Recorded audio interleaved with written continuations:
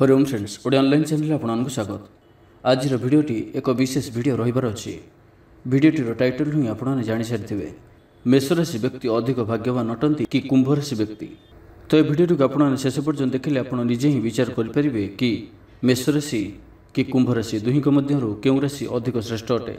तो आपन कुंभ राशि होइतांतु कि मेष राशि ए भिडियोटी को अनुरोध कि आपन शेष पर्यंत निश्चिंत देखंतु एवं भिडियोटी को लाइक मध्य करंतु। तो प्रथम आसु जानिबा मेष राशि व्यक्ति विषय रे। एमानकर भाग्य एमानकु केउ दिगकु नै थाए। मेष राशिर स्वामी ग्रह होउछन्ति मंगल ग्रह। मेष राशिर जातक अग्नितत्व प्रदान होइथान्ति। एथिपई एमाने बहुत ऊर्जावान होइथान्ति। प्रत्येक कार्यकु करिबा समय एमाने विशेष प्रकार प्रखरता देखाइथान्ति, जहा फल एमानकर अति उत्साहर परिचय मिलिथाए। निर्भीकता एमानकर व्यक्तित्वर प्रमुख स्वभाव होइथाए। निर्भय हेबा सहित एमाने अति साहसी भी होइथान्ति।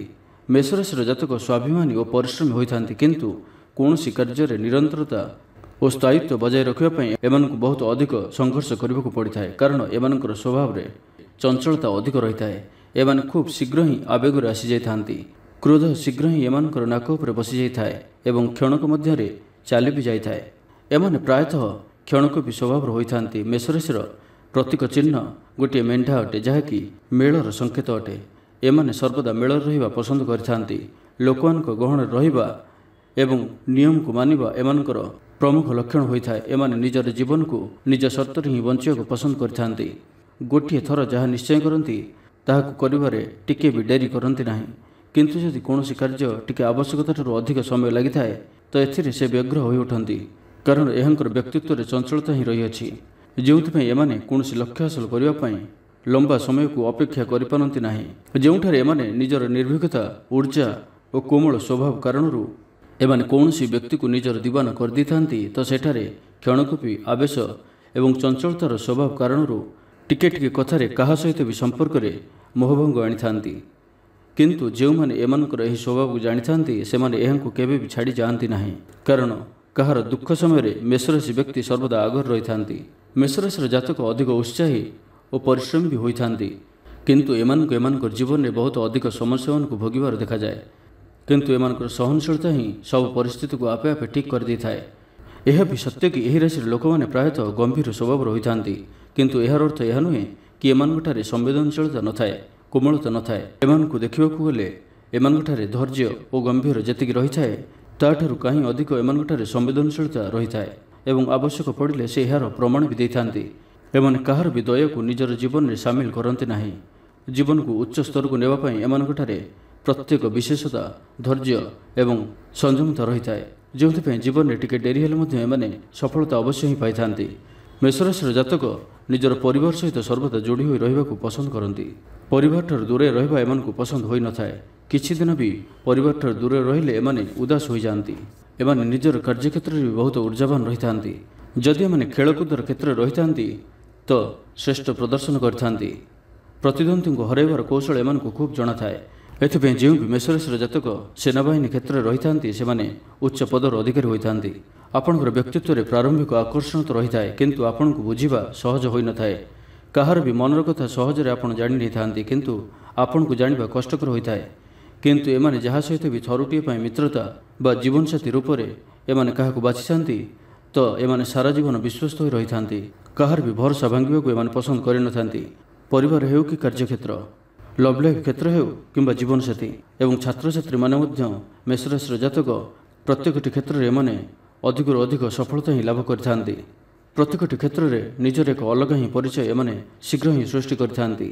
तो यह थिला मेष राशि व्यक्तिंकर किछि लक्षण स्वभाव एवं एमाने केउं विशेष गुणर अधिकारी होइथांती। तो एबे आसंतु जानिबा कुंभ राशि व्यक्तिंक विषय रे, जहा फल आपण निजे ही निर्णय नहीं पारिबे कि केउं राशि आपनकु सबठारु अधिक पसंद लागिला। तो आसंतु जानिबा कुंभ राशि व्यक्तिंकर कौन सब खासियत रही थाए। हुए तो आम निजे ही कुंभ राशिर जातक होई थाउ तो आमको प्रायतः यह जानिबार उत्कंठा सर्वदा ही आम मन रही थाए कि कुंभ राशिर व्यक्तित्व किपरि होई थाए, कौन कुंभ राशि अन्य राशि मान तुलन श्रेष्ठ होई थाए। तो आसंतु जानिबा एमानकर किछि स्वभाव व्यक्तित्व एवं एमानकर किछि लक्षण। कुंभ राशिर जातक प्रायतः मानवतावादी होई थांती। एपरिकी एमानकर राशि चिन्ह भी गोटे कुंभ अटे, जार अर्थ यह अटे कि एमानकर व्यक्तित्व बहुत लंबा एवं गभीर होता है। एमाने ज्ञानी स्वभाव होता, एमाने बहुत ही प्रगतिशील होता। परोपकार भावना एमानकर व्यक्तित्वर प्रमुख लक्षण होता है। ଏମାନଙ୍କର ଚିନ୍ତାଧାରା ପ୍ରାୟତଃ ସ୍ୱଚ୍ଛ ହୋଇଥାଏ। ଏମାନେ ଆଧୁନିକ ସ୍ୱଭାବର ହୋଇଥାନ୍ତି ଓ ନିଜର ବ୍ୟବହାର ପ୍ରତି ସର୍ବଦା ସତର୍କ ରହିଥାନ୍ତି। ମାନ ପ୍ରତିଷ୍ଠା, ଘରର ଇଜ୍ଜତ ଏହିସବୁ ପ୍ରତି ଏମାନେ ଅଧିକ ଯତ୍ନବାନ ହୋଇଥାନ୍ତି ଏବଂ ନିଜର ଚିନ୍ତାଧାରାରେ ଆଉ କାହାର ହସ୍ତକ୍ଷେପ ଏମାନଙ୍କୁ ପସନ୍ଦ ହୋଇନଥାଏ। ଏମାନେ ସ୍ୱତନ୍ତ୍ରତାକୁ ପସନ୍ଦ କରିଥାନ୍ତି। ଏମାନଙ୍କର ସ୍ୱଭାବ ମିଳାମିଶା ପ୍ରିୟ ହୋଇଥାଏ। ଏମାନେ ଦେଖିବାକୁ ବହୁତ ସୁନ୍ଦର ଏବଂ ଆକର୍ଷକ ହୋଇଥାନ୍ତି। କଥାରେ ହିଁ କାହାକୁ ବି ବାନ୍ଧି ପାରନ୍ତି। ଏଥିପାଇଁ ଏମାନଙ୍କର ମିତ୍ର ସଂଖ୍ୟା ମଧ୍ୟ ସବୁଠାରୁ ଅଧିକ ହୋଇଥାଏ। କୁମ୍ଭ ରାଶିର ଜାତକ ପ୍ରାୟତଃ ସମସ୍ତଙ୍କ ବିଚାରଧାରାଠାରୁ ଟିକେ ଅଲଗା ବିଚାର ସମ୍ପନ୍ନ ହୋଇଥାନ୍ତି।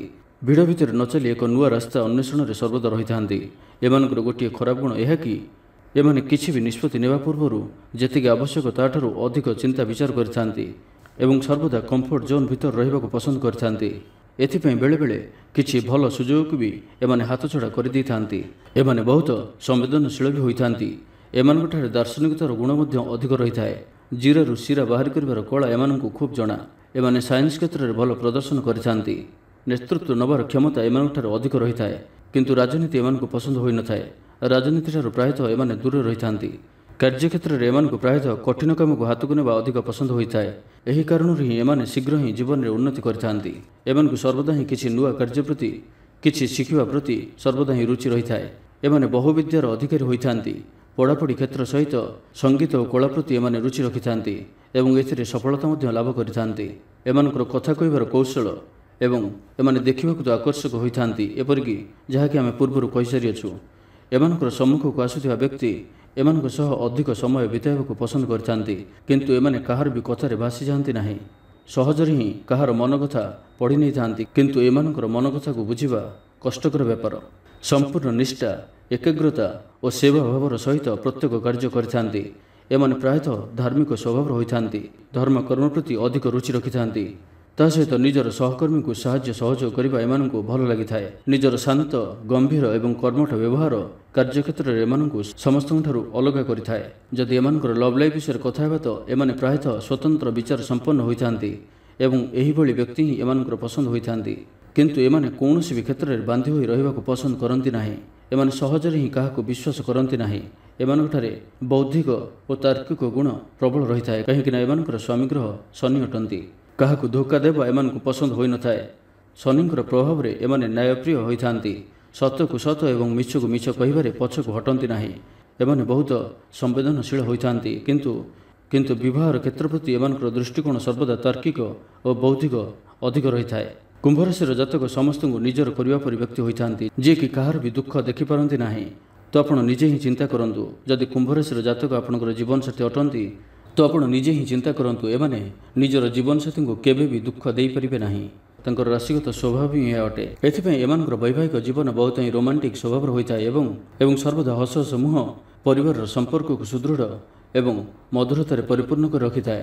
କୁମ୍ଭ ରାଶିର ଜାତକ ପ୍ରାୟତଃ ଲଭ୍ ଲାଇଫ୍ ପ୍ରତି ରୁଚି ଅଧିକ ରଖିଥାନ୍ତି। ଯଦି ଆପଣ ସଠିକ୍ ଜୀବନସାଥୀ ବାଛୁଛନ୍ତି ଏବଂ ସେ କୁମ୍ଭ ରାଶିର ଅଟନ୍ତି ତ ଆପଣ ନିଶ୍ଚିନ୍ତ ହୋଇଯାଆନ୍ତୁ, କାରଣ ଆପଣଙ୍କର ଜୀବନ ବଦଳିବାକୁ ଯାଉଛି।